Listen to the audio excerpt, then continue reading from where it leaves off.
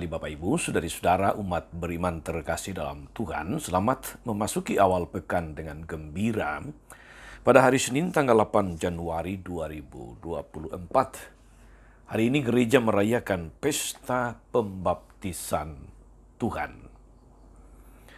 Saya mengajak saudara-saudara untuk merenungkan pada hari ini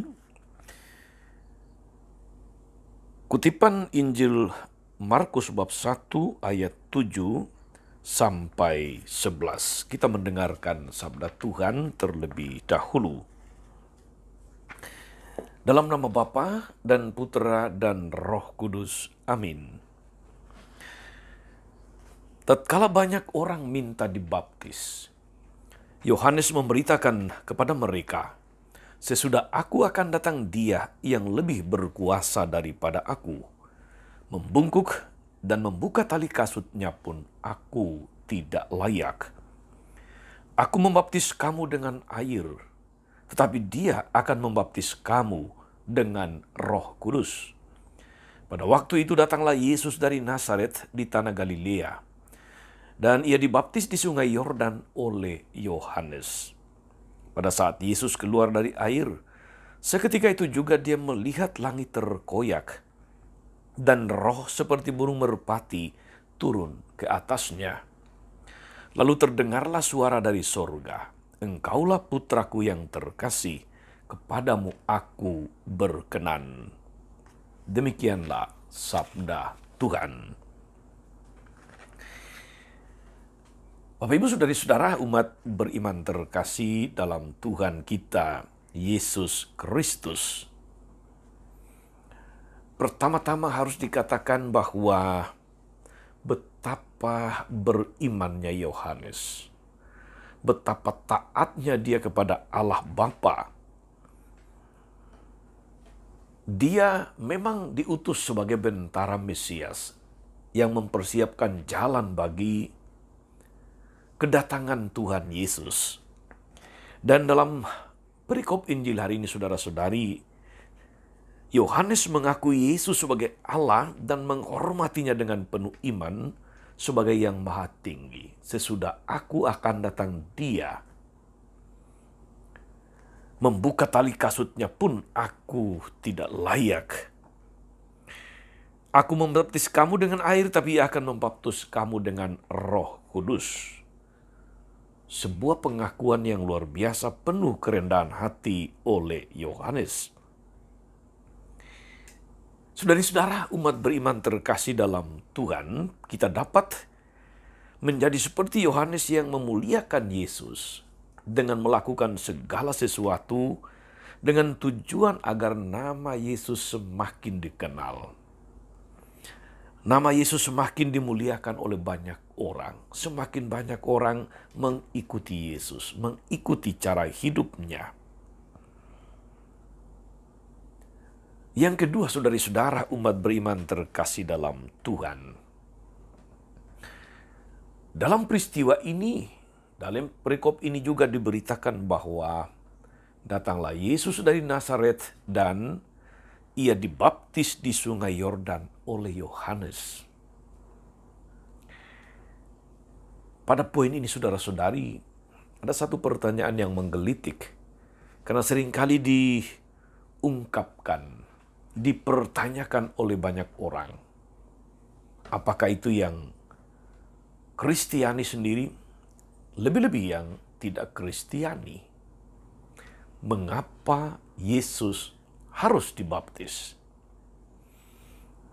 Karena baptisan Yohanes itu adalah baptisan tobat. Bertobatlah dan berilah dirimu dibaptis. Kalau orang yang mendengar seruan Yohanes kemudian memberi diri dibaptis, itu tanda pertobatan. Artinya ada kesadaran bahwa sebagai orang berdosa memang perlu bertobat, dan tandanya adalah dengan memberi diri dibaptis. Maka banyak orang dibaptis oleh Yohanes Pembaptis di Sungai Yordan. Tetapi pada saat yang sama justru kemudian Yesus datang dan meminta dibaptis. Pertanyaannya adalah apakah Yesus juga berdosa sehingga dia kemudian minta dibaptis oleh Yohanes? Saudara-saudara, kitab suci memberi kita petunjuk. Yesus itu sama dengan manusia dalam segala hal, kecuali dalam hal dosa. Pertanyaannya, kalau dia tidak berdosa, tidak sama dengan manusia dalam hal dosa, mengapa Yesus harus dibaptis? Disinilah pertanyaan yang memang butuh permenungan, butuh refleksi. Bahwa Yesus memberi diri dibaptis, saudara-saudari, itu adalah tanda solidaritasnya dengan manusia berdosa. Peristiwa dia turun ke dunia menjadi manusia saja sebetulnya sudah merupakan perendahan diri yang luar biasa oleh Tuhan yang Maha Tinggi, menjadi manusia, bahkan lahir di tempat yang hina untuk mengangkat manusia kembali menjadi anak Allah. Maka peristiwa baptisan juga menjadi peristiwa di mana Yesus menyatakan solidaritas dengan orang berdosa dengan memberi diri dibaptis. Bukan karena pertama-tama Yesus itu berdosa, tapi karena dia punya solidaritas dengan seluruh manusia berdosa. Maka dia tidak menghindari peristiwa-peristiwa yang mengantar orang kembali kepada Allah, termasuk soal baptisan. Saudari-saudara, umat beriman yang terkasih dalam Tuhan, Nabi Yesaya dalam bacaan pertama hari ini, Yesaya bab 55 ayat 1 sampai 11, menyebutkan bahwa khotbah yang disampaikan oleh Yohanes Pembaptis itu ibarat bulldozer yang digunakan untuk meratakan jalan agar bebas hambatan, yang berlekuk-liku yang harus diratakan, sehingga kemudian tidak ada hambatan, tidak ada isolasi, tidak ada ketertutupan. Jalan itu membuat Yesus dapat mencapai tempat yang tertutup, bahkan terisolasi.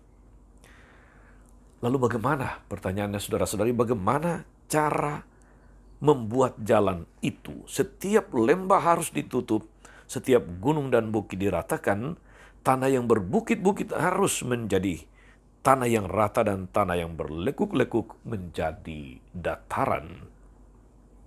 Itulah gambaran pertobatan yang diserukan oleh Yohanes, yakni runtuhnya kesombongan, tertimbunnya lembah kekelaman, dan lurusnya hati yang bengkok. Ada pemulihan, ada baptisan sebagai simbol pengampunan dosa. Namun Yohanes tahu itu tidak cukup. Perlu sesuatu yang lebih dari baptisan di sungai Yordan. Dia paham bahwa baptisan yang dia lakukan itu hanyalah sebuah persiapan. Karena Yesus akan datang dan akan membaptis mereka dengan Roh Kudus. Saudari-saudara, umat beriman terkasih, menghayati hidup dalam Roh Kudus sebagai orang-orang yang dibaptis adalah kesadaran bahwa kita ini anak Allah karena rahmat baptisan. Berkat baptisan kita diangkat menjadi anak Allah. Berkat baptisan martabat kita dipulihkan kembali menjadi anak-anak Allah. Rahmat baptisan itu ibarat bulldozer yang membuat jalan hidup kita tidak lagi berkelok-kelok, tidak lagi berlekuk-liku. Sehingga menghayati baptisan dalam Roh Kudus sebetulnya tidak lain adalah menjadikan diri, menjadikan pribadi yang hidup tidak jauh dari maunya Allah Bapa kita. Tidak jauh dari kehendak Allah. Menjadi benar, menjadi jujur, menjadi lurus, menjadi penuh belas kasih, penuh kepedulian, penuh kerendahan hati, itu adalah ciri-ciri orang yang sudah mengalami baptisan dalam Roh Kudus. Saudari-saudara, umat beriman terkasih,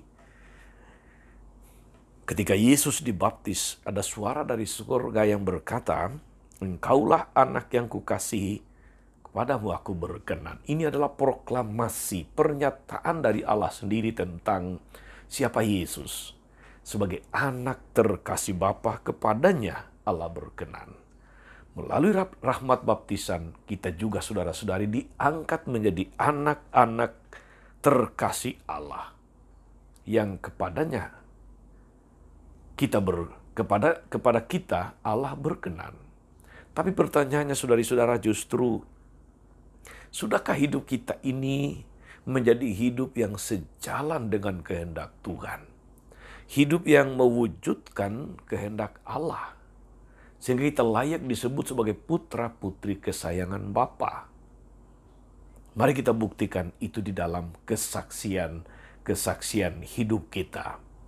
Tuhan Yesus memberkati kita semua. Amin.